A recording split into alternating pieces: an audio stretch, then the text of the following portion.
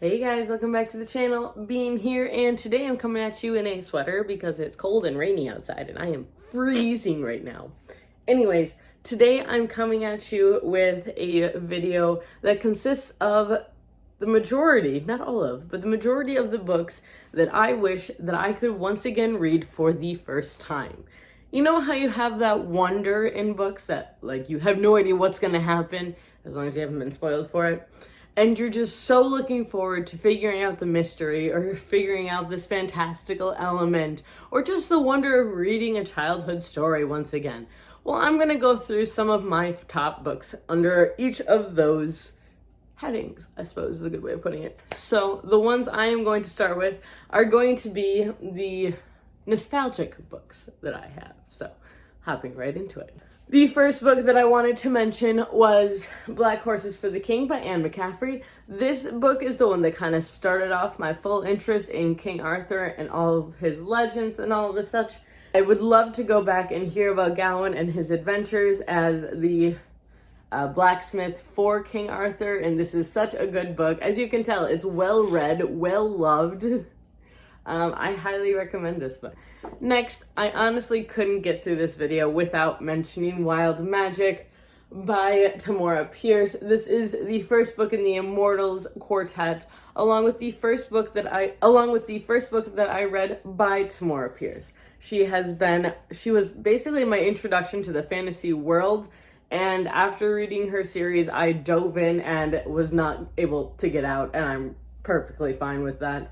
So this one is definitely much more of a nostalgic type of book, but yes, and this follows wizards and magicians and kings and queens and princes and princesses, and it's a very high fantasy world. It takes place in a world called Tortal that Tamora Pierce has created herself, and it's just so good, guys. It's so good.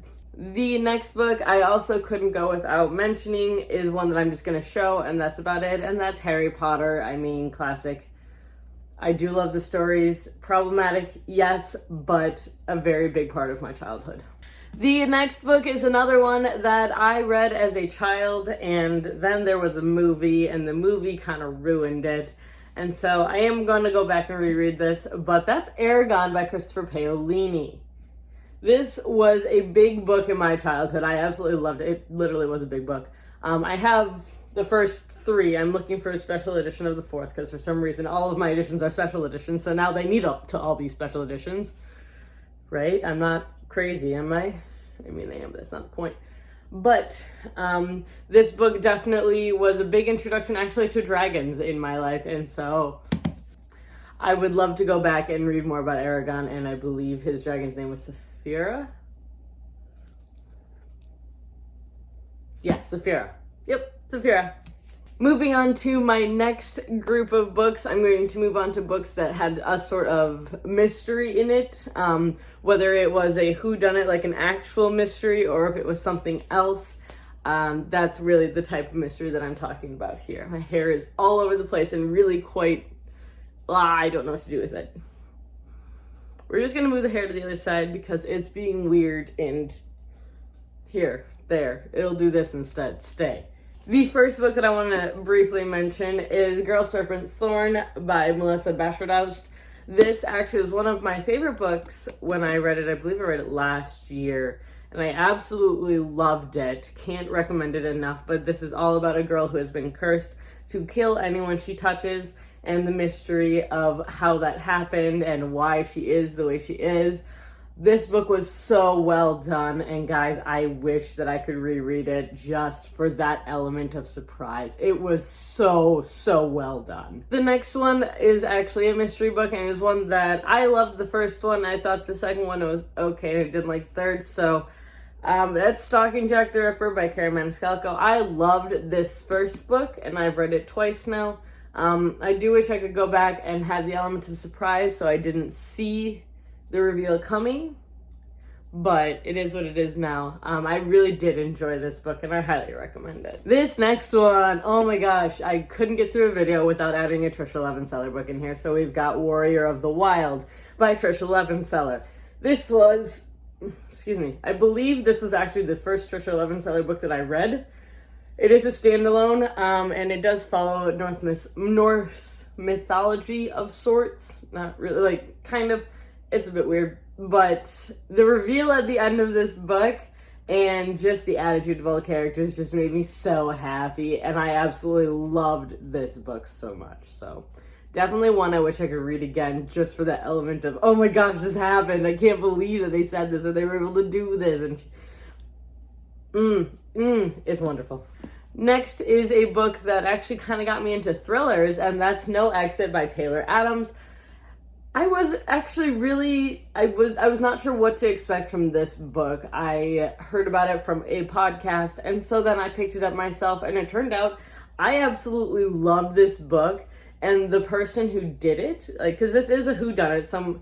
A girl pulls into a rest stop during a blizzard, and ends up, when she goes out to her car for a moment, she finds a girl in a cage in the back of one of the trucks, and just everything panics after that. And I didn't see it coming who the culprit was, because there's only like 8 people at this rest stop, so it has to be one of those people. And this one blew me away. It really did. The next book that, of course, had a bit of a mystery factor that, again, I would love to reread for the first time is House in the Cerulean Sea by T.J. Klune. I just read this book not too long ago, and oh my gosh, guys, this book stole my heart and then ripped it to pieces. So, yeah. So this book did actually make me cry, and that's one of the reasons it's on this list, is that books that make me cry in a good way are also on this list, and it is a bit of a mystery because I didn't see it coming. This book definitely hit me right here.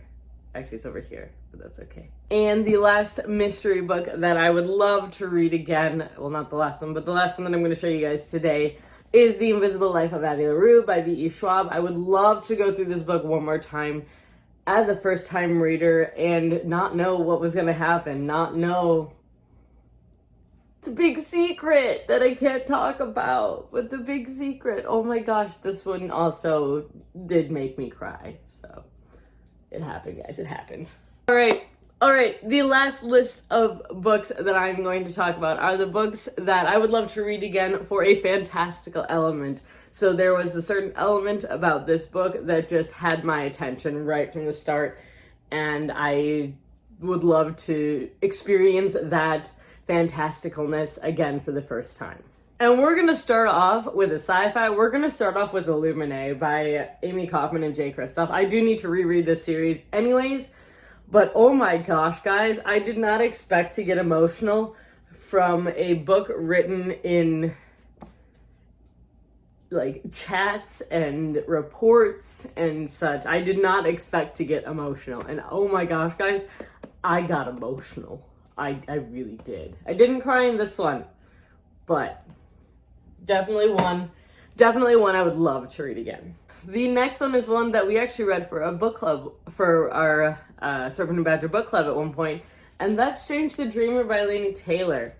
So this book really took me by surprise. I had no idea. I did not see the ending coming. I saw parts of it, but I didn't see, oh dear, there's a deer outside. We call them dirters. Hey dear.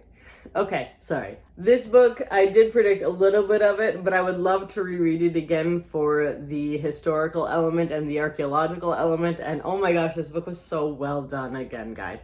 I never did get around to reading the sequel, though. Maybe I should do that. This next book should come as no surprise to anyone, and that's Crescent City, House of Earth and Blood by Sarah J. Maas.